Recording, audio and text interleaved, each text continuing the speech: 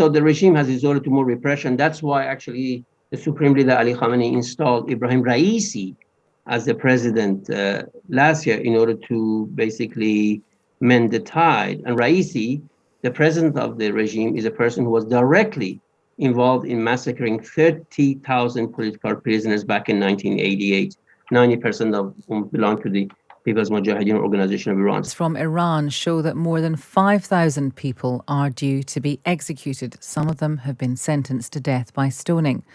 Let's speak now to Shahin Gobadi from the National Council of Resistance of Iran, which uncovered the records. Good morning to you.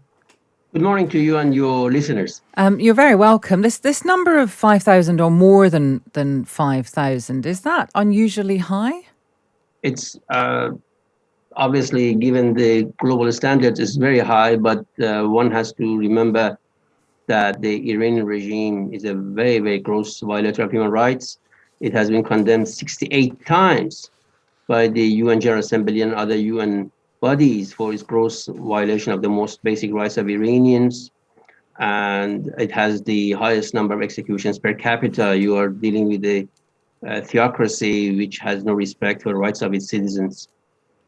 And why have these people, in the eyes of the Iranian courts or Iranian state, been sentenced to death? What are they supposed to have done? Well, the charges are obviously very, very wide-ranging. Some of them just include insulting the supreme leader. A lot of them are obviously political. A lot of executions, which are actually political, takes place under various guises. Some people are just being sentenced to death for repeated drinking alcohol and all sorts of things.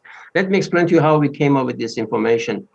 The information was gathered, actually, the National Council of Resistance of Iran, through the network of the People's Mujahideen Organization of Iran, the main Iranian resistance movement from inside Iran, received a trove of information regarding the very, very massive, as I said, extent of human rights violations in Iran, including details of 33,000, officials involved in repression, including 22,000 pictures of them.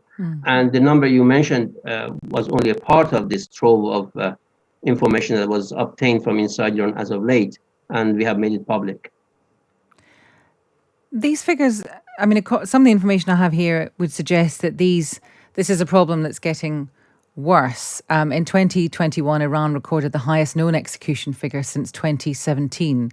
Worldwide executions have shot up 20% from the year before, with Iran accounting for the biggest portion of the rise. These are figures from Amnesty International. So why, I mean, this sounds like a crackdown. What does this coincide with? Why might that be happening?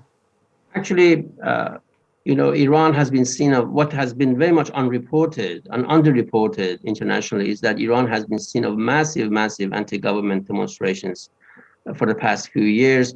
There has been at least 10 major uprisings nationwide against the regime. People are chanting down with Khamenei, the supreme leader, down with Raisi, the president, down, we don't want the Shah or the leader, and we want freedom. And so on and so forth. So the regime has resorted to more repression. That's why actually the Supreme Leader Ali Khamenei installed Ibrahim Raisi as the president last year in order to basically mend the tide. And Raisi, the president of the regime, is a person who was directly involved in massacring 30,000 political prisoners back in 1988, 90% of whom belonged to the People's Mujahideen Organization of Iran. So you have a changing situation around. People are on the streets, people are protesting, and the regime resorted to all sorts of more violence, as I said, to stem the tide, but to no avail, and people are very much from all walks of life and all strata are now protesting and demanding regime change.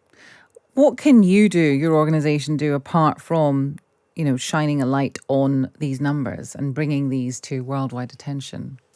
Actually, we have been very active internationally, asking governments actually throughout the world to stop dealing with the Iranian regime and put more pressure. I think sanctions should be levied on this regime even harsher, because even a single pound or sterling or euro or dollar that's given to this regime is used for repression, for terrorism, for proliferation of weapons of mass destruction, and obviously nuclear weapons, which is a major international concern. Also, the world should pay attention, as I said, to the people in the streets and the rising activities of the resistance inside Iran, because we think ultimately the change should come from within Iran, and it will come from within Iran. And there has been an upstick and major rise in the activities of the resistance units as of late, which clearly shows that there is an Iranian solution to the Iranian problem.